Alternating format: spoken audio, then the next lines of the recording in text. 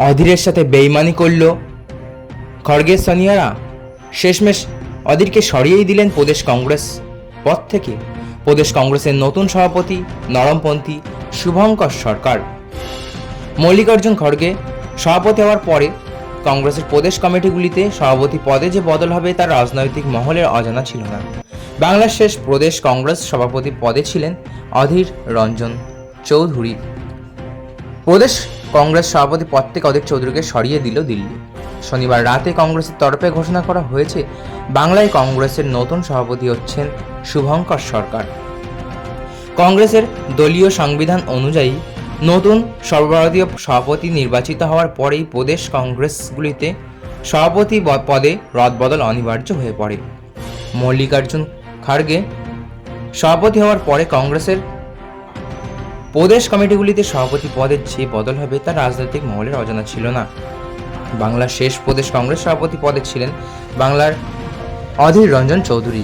লোকসভা ভোটের ফল ঘোষণার অব্যবহিত পরেই জানিয়ে দিয়েছিলেন তিনি অস্থায়ী সভাপতির দায়িত্ব পালন করছেন। অধীর রঞ্জন চৌধুরী বহরমপুর লোকসভায় পরাস্ত হয়েছেন। তিনি ছিলেন গত মেয়াদের লোকসভায় কংগ্রেসের দলনেতা। এর মধ্যে প্রদেশ কংগ্রেস সভাপতি পদে অধীরকেই পুনর্বহাল করা হবে নাকি অন্য কাউকে দায়িত্ব দেওয়া হবে সেদিকে নজর ছিল রাজনৈতিক মহলের।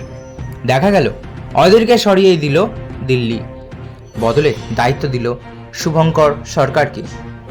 অধীর তৃণমূল বিরোধী রাজনীতিতেই অভ্যস্ত।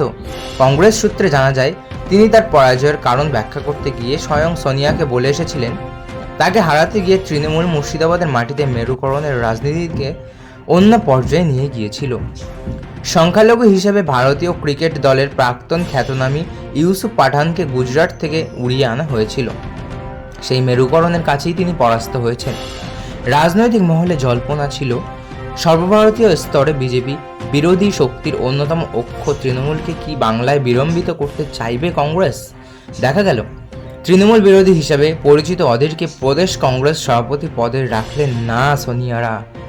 তার বদলে কংগ্রেসের অন্তরে তৃণমূল বিরোধিতার প্রশ্নে অপেক্ষাকৃত নরম শুভঙ্করকেই দায়িত্ব দিল জাতীয় কংগ্রেস, যা বাংলার রাজনৈতিক প্রেক্ষাপটে কংগ্রেস তৃণমূল সম্পর্কের জন্য তাৎপর্যপূর্ণ বলে মনে করছেন অনেকেই। সর্বভারতীয় কংগ্রেস নেতা কে.সি. বেণুগোপাল শনিবার রাতে অধীরকে ফোন করে বলেন, আপনাকে সরিয়ে দেওয়া হচ্ছে, প্লিজ কিছু মনে করবেন না। মুর্শিদাবাদ কংগ্রেস সূত্রে জানা গিয়েছে অধীর ওই কথা শুনেই ফোন কেটে দেন। তারপর দিল্লির একাধিক নেতা তাকে ফোন করেছিলেন, কিন্তু তিনি আর ফোন ধরেননি। স্বাভাবিকভাবেই প্রশ্ন উঠছে, শুভঙ্কর প্রদেশ সভাপতি হওয়ার পর বাংলায় কংগ্রেসের সঙ্গে তৃণমূলের সম্পর্ক কেমন হবে। প্রদেশ কংগ্রেসের অন্দরে কান পাতলে শোনা যাচ্ছে শুভঙ্কর সরকার অধীরের মতো তৃণমূলের প্রতি চরমপন্থী নন, বরং কিছুটা নরমপন্থী। প্রদেশ কংগ্রেসের এখন যারা নেতা, যারা তৃণমূলের সমালোচনায় সরব, তারাও এখন তো আলোচনায় বলছেন আমাদের ঘরে ঢুকে যেতে হবে। রাজনৈতিক মহলের নজর সেদিকেই। বিধান ভবনের সঙ্গে কালীঘাটের সম্পর্ক কেমন হয় তার দিকে তাকিয়ে গোটা বাংলা তথা গোটা দেশ। তো বন্ধুরা, এই ছিল আজকের ভিডিও। আশা করি ভালো লেগেছে। ভালো লাগলে অবশ্যই একটি লাইক করবেন এবং আপনার কী মতামত তা কমেন্ট বক্সে অবশ্যই জানিয়ে যাবেন এবং আমাদের হাইলাইট বাংলা পেজটিকে অবশ্যই ফলো করে দিয়ে যাবেন। ধন্যবাদ।